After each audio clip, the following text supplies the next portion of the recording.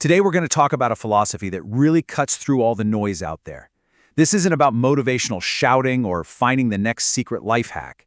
No, this is a much quieter and I think more powerful way to build a life that actually means something. And it's all based on the ideas in the book, Do Epic Shit. Let's get into it. So the very first thing we need to get straight is this huge difference between hype and epic. Think about hype. It's all the loud stuff. It's that flash-in-the-pan motivation, the promise of shortcuts, the endless noise of social media, and always chasing applause from other people. But then, you've got epic.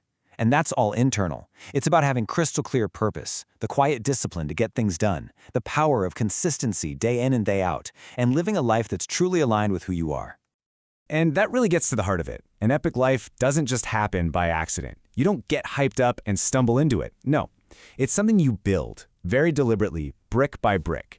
And those bricks are made of clarity, discipline, and the ability to think way beyond just next week or next month. Okay, so if we're building something, where do we even start? Well, it all begins with a huge shift in your mindset. It starts with what's called the power of ownership. This little equation right here, it might look simple, but it is completely transformative. The second you decide to take full 100% responsibility for everything in your life, the good, the bad, all of it, you stop being a victim. You stop blaming other people or your circumstances. And that moment right there is when you take your power back. It's when your growth really starts to take off. I love this idea because it flies in the face of our whole hustle culture. We're always told to go faster, do more. But this philosophy says, hold on. Moving with clarity is way more important than just moving fast. It's about actually knowing why you're running in the first place. It's about taking a breath to ask, do I even really want this, before you spend years chasing someone else's goal? And what about confidence? So many people think it's this magical feeling you have to wait for. It's not. According to this framework, confidence is something you build. It's a real, tangible thing. Just look at this process. You make a tiny promise to yourself. Something small like, I'm going to go for a 10-minute walk. Then you actually do it. Boom. That's one brick of self-trust. You do it again tomorrow. Another brick. Confidence isn't a feeling. It's just the quiet result of keeping your word to yourself. So we've got the internal mindset of ownership down, but how does that actually show up in the real world? That brings us to part 2, building your quiet epic. This is all about how you look at the resources in your life. Job titles, they come and go. But your skills, they compound over time and build a real foundation. Money isn't about showing off. It's a tool that can buy you freedom and choices. And your time, well, that's the one thing you can never, ever get back. So you have to protect it like a fortress. You know, we hear about compound interest with money all the time, but this idea applies to everything. The small, almost boring things you do every single day are what actually shape your entire future.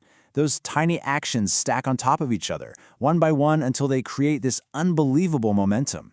Your daily system is so much more important than some far-off goal. And this just nails the point perfectly.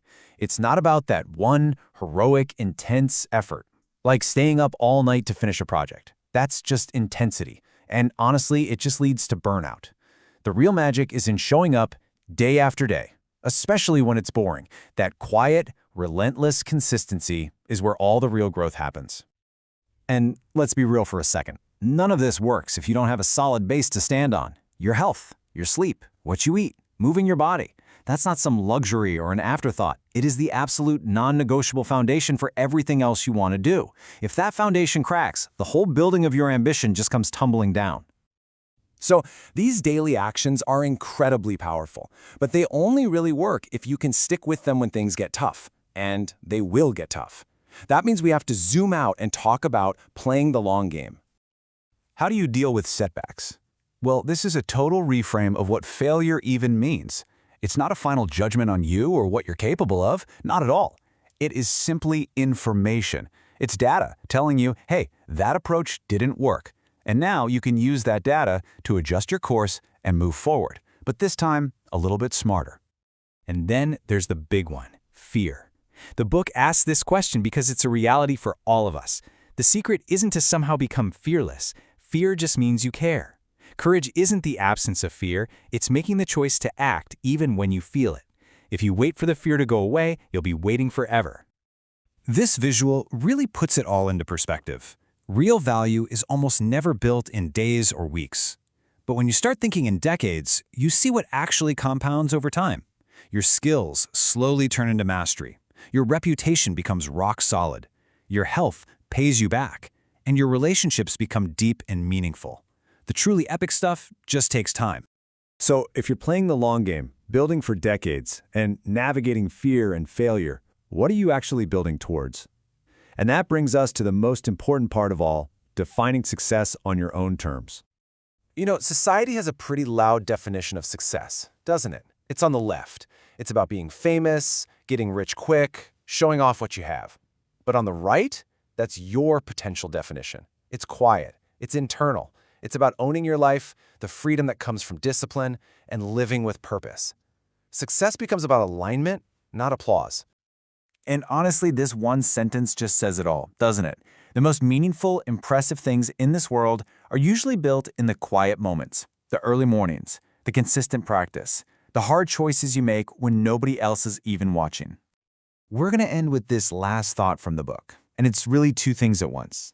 It's a sobering dose of reality, but it's also the most empowering call to action you could imagine. The responsibility is all on you, but you know what? So is the capability. The power to build a life of purpose, discipline, and quiet meaning. It is, and it always has been, in your hands.